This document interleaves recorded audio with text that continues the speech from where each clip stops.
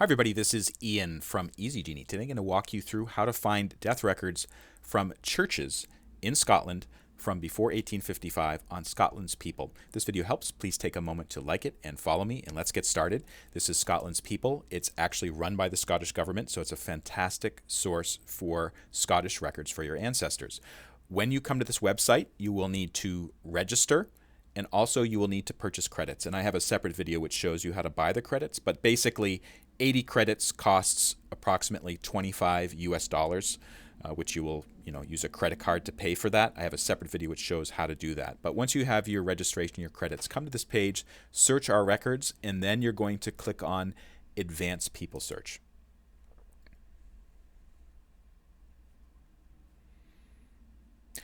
And on this page, you'll have a bunch of different options here. Note that if you're looking for death records after 1855, you want statutory registers. Those are the state-mandated records that Scotland started mandating in 1855.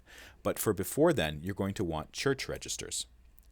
And one other note, the church may not have a record of the death, and I will explain that shortly. But basically, select the record type, deaths and burials, and this little search engine will pop up.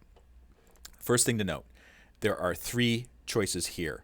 Most people will be looking in the Church of Scotland, or OPR, Old Parish Registers, and this is the Protestant church that was established in the 1500s, and it was the dominant church in Scotland for several centuries. Roman Catholic records are much more sparse. And I have some Roman Catholic ancestors from Scotland. And basically, they were a persecuted group of people. Many of them were in very remote parts of the Scottish Highlands. But sometimes you may need to use Roman Catholic records and select them. Other churches, so this includes the Free Church, which was kind of split off from the Church of Scotland in the 1840s. Sometimes you find records there. But usually most people will be looking in Church of Scotland or Roman Catholic Church. So enter the surname, Lamont. I've discovered that actually it will show names that are similar to Lamont. So there's an alternate spelling for this, Lamont. So that will show up when I type it that way. Forename, this would be the first name. So let's say that I'm looking for Alexander. This is the brother of one of my ancestors, by the way. Parents, other details, I'm going to leave that blank for now. And then I'm going to select male. And then the death year, I know he was born in 1822, but I don't know when he passed away. So I'm going to select 1822 as a starting point. And then you notice it said 1855. That's when actually statutory records, state records started. So the last church records were usually in 1855. So I'm going to just select that.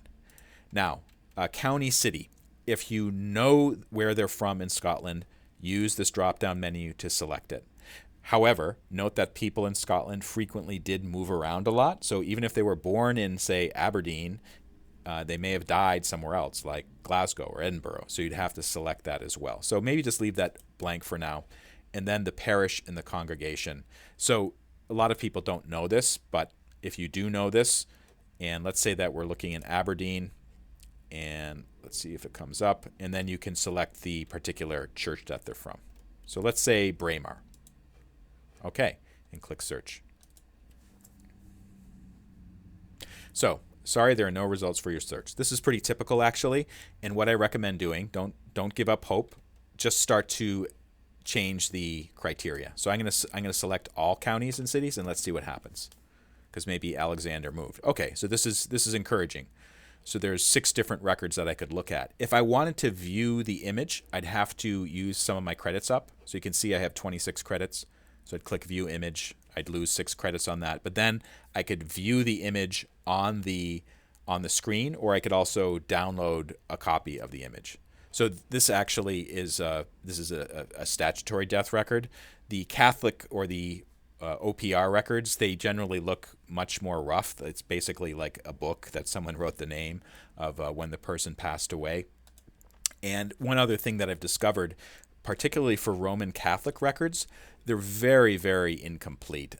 As I said before, the Roman Catholics were persecuted for a couple hundred years in Scotland, so there's not as many of them. And even if there was a Catholic congregation kind of in hiding or kind of in a very remote part of Scotland, sometimes the records either weren't made or they just didn't survive over time. So it can be very, very difficult to find the records that you need. So in this particular case, I can see that there's a death record for Alexander in 1849. This is a Roman Catholic record. If I wanted to view it, I'd click on that, and then I could download it and take a look. And I do recommend saving a copy of that record for your own purposes, as that may be helpful later on.